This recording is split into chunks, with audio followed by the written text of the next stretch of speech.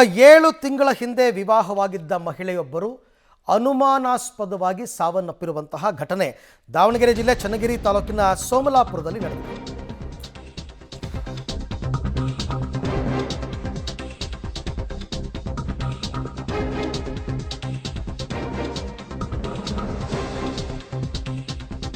ಏಳು ತಿಂಗಳ ಹಿಂದೆ ವಿವಾಹವಾಗಿದ್ದ ಮಹಿಳೆಯೊಬ್ಬರು ಸಾವನ್ನಪ್ಪಿದ್ದಾರೆ. ಹುಡುಗನ ಮನೆ ಮುಂದೆ ಮಹಿಳೆಯ ಶವ ಇಟ್ಟು ಈಗ ಪ್ರತಿಭಟನೆ ಮಾಡಲಾಗ್ತಾ ಇದೆ. ದಾವಣಗೆರೆ ಜಿಲ್ಲೆ ಚನ್ನಗಿರಿಯ ಸೋಮಲಾಪುರದಲ್ಲಿ ಘಟನೆ. ಪೇದೆ ಶಿವು ಜೊತೆ ವಿವಾಹವಾಗಿತ್ತು 24 ವರ್ಷದ ವಿದ್ಯಾ ಅನ್ನುವಂತಹ ಯುವತಿಗೆ. ಆದರೆ ಪತಿ ಕುಟುಂಬಸ್ಥರು ವರದಕ್ಷಿಣೆ ಕಿರುಕುಳ ಕೊಟ್ಟಿದ್ದಾರೆ ಅಂತ ಈಗ ವಿದ್ಯಾ ಅವರ ಮನೆಯವರು, ತವರು ಮನೆಯವರು ಆರೋಪವನ್ನು ಮಾಡ್ತಾ ಇದ್ದಾರೆ. ವಿದ್ಯಾ ತವರು ಮನೆಯವರು ಮಾಡ್ತಿರೋ ಆರೋಪ, ಪತಿ ಕುಟುಂಬದವರು ವರದಕ್ಷಿಣೆ ಕಿರುಕುಳ ಕೊಟ್ಟು ಸಾಯಿಸಿದ್ದಾರೆ ಅಂತ ಈಗ ಶವವನ್ನು ಮನೆಯ ಮುಂದಿಟ್ಟು, ಅಂದರೆ ಗಂಡನ ಮನೆಯ ಇಟ್ಟು ಪ್ರತಿಭಟನೆಯನ್ನು ಮಾಡ್ತಾ ಇದ್ದಾರೆ.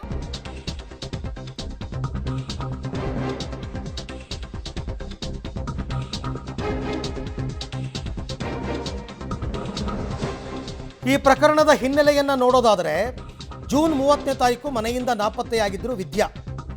ಅದೇ ದಿನ ಪತ್ನಿಯ ನಾಪತ್ತೆ ಬಗ್ಗೆ ಠಾಣೆಯಲ್ಲಿ ದೂರು ನೀಡಿದ್ದ ಶಿವು, ನನ್ನ ಪತ್ನಿ ನಾಪತ್ತೆಯಾಗಿದ್ದಾರೆ ಅಂತ. ಜೂನ್ 30ನೇ ತಾರೀಕು ಅದೇ ದಿನ ರೈಲ್ವೆ ಹಳಿ ಮೇಲೆ ಗಾಯಗೊಂಡ ಸ್ಥಿತಿಯಲ್ಲಿ ವಿದ್ಯಾ ಸಿಗ್ತಾರೆ. ಹಾಸನ ಜಿಲ್ಲೆ ಅರಸೀಕೆರೆ ಬಳಿ ರೈಲ್ವೆ ಹಳಿ ಬಳಿ ಪತ್ತೆಯಾಗಿದ್ದರು ವಿದ್ಯಾ. ಗಾಯಗೊಂಡಿದ್ದ ವಿದ್ಯಾಳನ್ನು ಆಸ್ಪತ್ರೆಗೆ ಸಾಗಿಸುವ ಮಾರ್ಗ ಮಧ್ಯದಲ್ಲಿ ಅವರು ಸಾವನ್ನಪ್ಪಿದ್ದಾರೆ. ವಿದ್ಯಾಳನ್ನು ಕೊಲೆ ಮಾಡಿರೋದಾಗಿ ವಿದ್ಯಾ ಕುಟುಂಬದವರು ಆರೋಪ ಮಾಡ್ತಾ ಇದ್ದಾರೆ. ಈ ಬಗ್ಗೆ ಮತ್ತಷ್ಟು ಮಾಹಿತಿ ನನ್ನ ಕೊಲೀಗ್ ಪುನೀತ್ ಅವರಿಂದ ಪಡ್ಕೊಳ್ಳೋಣ. ಪುನೀತ್, ಈಗ ಕಂಪ್ಲೇಂಟ್ ಆಗಿದೆಯಾ? ಈ ಪೇದೆ ಶಿವು ಮೇಲೆ ಏನಾದ್ರು ಕ್ರಮ ತಗೊಂಡಿದ್ದಾರಾ? ಇದರ ಹಿನ್ನೆಲೆ ಏನು ಅಂತ? ಖಂಡಿತವಾಗ್ಲೂ ಅರವಿಂದೇನು, ದಾವಣಗೆರೆ ತಾಲೂಕಿನ ಅಣಜಿ ಗ್ರಾಮದ ಯುವತಿ ವಿದ್ಯೆ ಆಗಿರ್ಬೋದು, ಮತ್ತು ಚನ್ನಗಿರಿ ತಾಲೂಕಿನ ಸೋಮಲಾಪುರದ ಪೊಲೀಸ್ ಕಾನ್ಸ್ಟೇಬಲ್ ಶಿವು ನಡುವೆ ಒಂದು ಮದುವೆ ಆಗಿತ್ತು.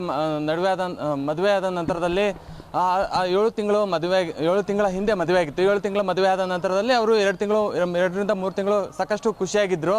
ಆದರೆ ಕಳೆದ 4-5 ತಿಂಗಳಿಂದಲೂ ಕೂಡ ಸಾಕಷ್ಟು ಒಂದು ವರದಕ್ಷಿಣೆ ಕಿರುಕುಳ ಕೊಡ್ತಾ ಇದ್ರು, ಮತ್ತು ದೈಹಿಕವಾಗಿ ಮತ್ತು ಮಾನಸಿಕವಾಗಿ ಹಿಂಸೆಯನ್ನು ಕೊಡ್ತಾ ಇದ್ರು ಅನ್ನೋ ನಿಟ್ಟಿನಲ್ಲಿ ಅವರ ಕುಟುಂಬಸ್ಥರು ಕೂಡ ಆರೋಪ ಮಾಡ್ತಾರೆ. ಅಂದರೆ ವಿದ್ಯಾ ಕುಟುಂಬಸ್ಥರು ಕೂಡ ಆರೋಪ ಮಾಡ್ತಾ ಇದ್ರು. ಕಳೆದ 30ನೇ ತಾರೀಕು ಆಕೆ ಮನೆಯನ್ನು ಬಿಟ್ಟು ಹೋಗ್ತಾರೆ. ಮನೆಯನ್ನು ಬಿಟ್ಟೋದ ನಂತರದಲ್ಲಿ ಶಿವು, ಅಂದರೆ ವಿದ್ಯಾಳ ಗಂಡ ಶಿವು, ಪೊಲೀಸ್ ಠಾಣೆಯಲ್ಲಿ ಕೂಡ ದೂರನ್ನು ದಾಖಲು ಮಾಡ್ತಾರೆ. ನನ್ನ ಹೆಂಡತಿ ಕಾಣೆಯಾಗಿದ್ದಾಳೆ ಅನ್ನುವಂಥ ಒಂದು ದೂರನ್ನು ಕೂಡ ದಾಖಲು ಮಾಡ್ತಾರೆ. ಆದರೆ ಅರಸೀಕೆರೆಯ ರೈಲ್ವೆ ಹಳಿಯಲ್ಲಿ ಆಕೆಯ ಒಂದು ಬಾಡಿ ಪ್ರತ್ಯಕ್ಷ, ಅಂದರೆ ಗಾಯದಿಂದ ಆಕೆಯ ಬಾಡಿ ಪ್ರತ್ಯಕ್ಷ ಆಗುತ್ತೆ. ಅದಾದ ನಂತರದಲ್ಲಿ ಅವರ ಕುಟುಂಬಸ್ಥರು ಕೂಡ ನಿನ್ನೆ ಸೋಮಲಾಪುರಕ್ಕೆ ಭೇಟಿ ನೀಡಿ ಅವರ ಮೃತದೇಹವನ್ನು ಅವರ ಗಂಡನ ಮನೆ ಮುಂದೆ ಇಟ್ಟು ಪ್ರತಿಭಟನೆ ಕೂಡ ಮಾಡಿದ್ರು. ಸಾಕಷ್ಟು ಆಕ್ರೋಶವನ್ನು ಕೂಡ ವ್ಯಕ್ತಪಡಿಸಿದ್ರು. ಯಾಕಂತ ಹೇಳಿದ್ರೆ ದೈಹಿಕವಾಗಿ ಮತ್ತು ಮಾನಸಿಕವಾಗಿ ಆಕೆಯನ್ನು ಹಿಂಸೆ ಮಾಡಿದ್ದಾರೆ, ಮತ್ತು ಅದರ ಜೊತೆಗೆ ವರದಕ್ಷಿಣೆ ಕಿರುಕುಳನೂ ಕೂಡ ಕೊಟ್ಟಿದ್ದಾರೆ. ಯಾಕಂದರೆ 30ನೇ ತಾರೀಕು ಕಾಣೆ ಆಗ್ತಾರೆ. ಕಾಣೆ ಆದ ನಂತರದಲ್ಲಿ ನಮ್ಮ ಕುಟುಂಬಸ್ಥರಿಗೆ ಯಾರಿಗೂ ಕೂಡ ಆಕೆಯ ಬಗ್ಗೆ ಮಾಹಿತಿಯನ್ನು ಕೊಡೋದಿಲ್ಲ. ಅಂದರೆ ನಿಮ್ಮ ಮಗಳು ಈ ರೀತಿ ಮನೆ ಬಿಟ್ಟು ಹೋಗಿದ್ದಾಳೆ ಅನ್ನುವಂಥ ಮಾಹಿತಿಯನ್ನು ಕೊಡೋದಿಲ್ಲ. ಏಕಾಏಕಿ ಆಕೆಯ ಶವವಾಗಿ ಪತ್ತೆಯಾದ ನಂತರದಲ್ಲಿ ಮಾಹಿತಿಯನ್ನು ಕೊಡ್ತಾರೆ. ಇದು ಕೊಲೆ ಅನ್ನುವಂಥ ನಿಟ್ಟಿನಲ್ಲಿ ಕುಟುಂಬಸ್ಥರು ಕೂಡ ಆಕ್ರೋಶವನ್ನು ಕೂಡ ವ್ಯಕ್ತಪಡಿಸ್ತಾ ಇರುವಂಥದ್ದು. ಮತ್ತು ಅರಸೀಕೆರೆ ಪೊಲೀಸ್ ಠಾಣೆಯಲ್ಲೂ ಕೂಡ ಕಾನ್ಸ್ಟೇಬಲ್ ಶಿವು ವಿರುದ್ಧ ಕೂಡ ಒಂದು ದೂರನ್ನು ಕೂಡ ದಾಖಲು ಮಾಡಿರುವಂಥದ್ದು. ಅರವಿಂದ.